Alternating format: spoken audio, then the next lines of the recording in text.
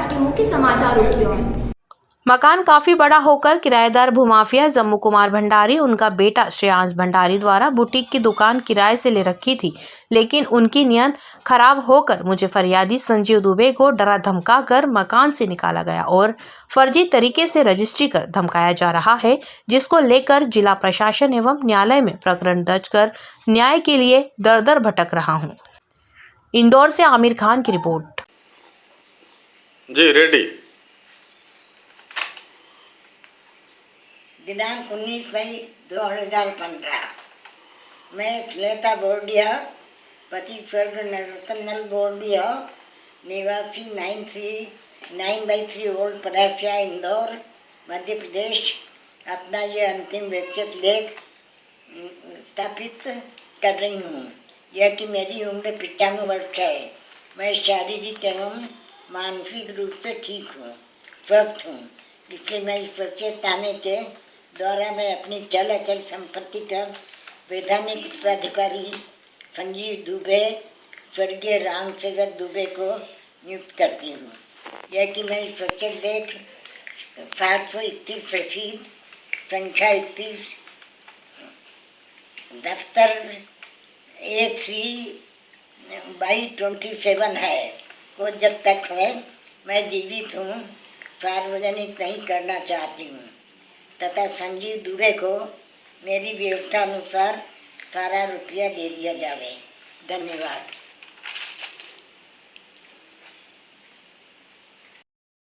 कौन लोग हैं और किस प्रकार से आपको टॉर्चर किया जा रहा है? देखिए, मेरा नाम संजीव दुबे है और 9/3 ओल्ड प्लासिया पे मैं रहता था और श्रीमती श्वेता बोर्डिया जी की मैं सेवा करता था।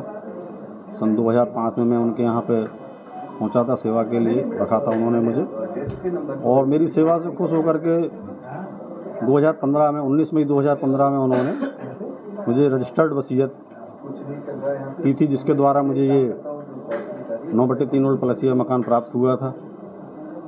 लेकिन जम्मू कुमार भंडारी और उनके पुत्र श्रेयांश भंडारी द्वारा मुझे बलपूर्वक वहाँ से निकाल दिया गया और तब से ही मैं संघर्ष कर रहा हूँ, जिसका मैंने कोर्ट में भी मुकदमा लगा रखा है, दीवानी मुकदमा।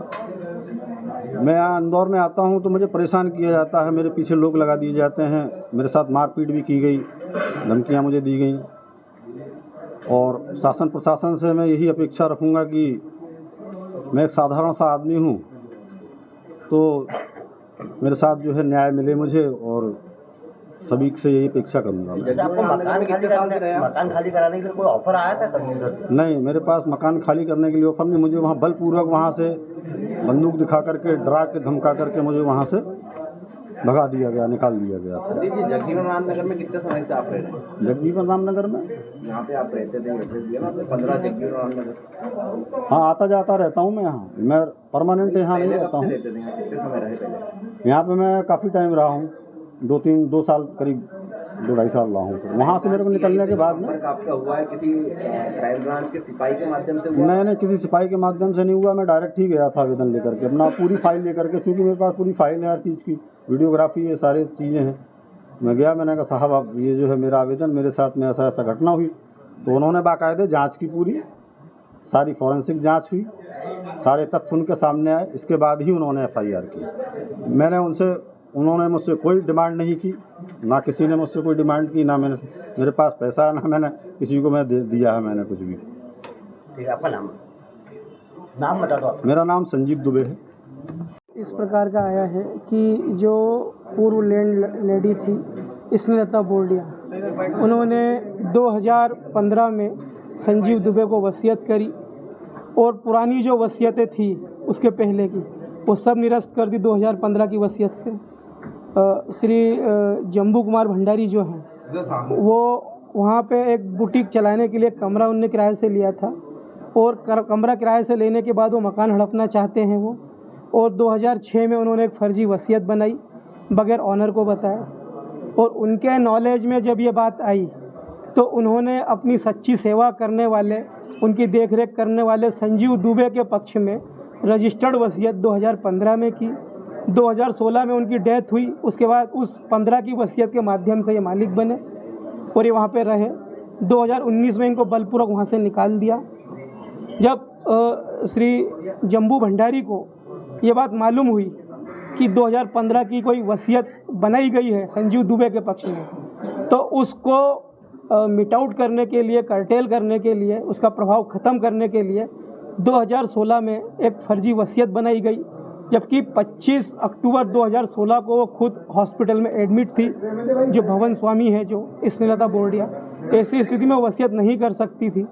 और वो वसीयत जो है 2019 में बैक डेट में बनाई गई है। वो 2016 की वसीयत 2019 में बनाई गई है। वो इसलिए बनाई गई है क्योंकि उनके नॉलेज में 2015 की वसीयत जो है 2019 में जब केस लगा तब उनके नॉलेज में आई है, और उसके प्रभाव को समाप्त करने के लिए ये फर्जी वसीयत जो है बनाई गई है, जिसके लिए जो भी दोषी है उनके विरुद्ध विधि अनुसार एक्शन लिया जाना चाहिए। ये हमारा निवेदन है। आपका नाम है? मेरा नाम है SK बकोरे, एडवोकेट।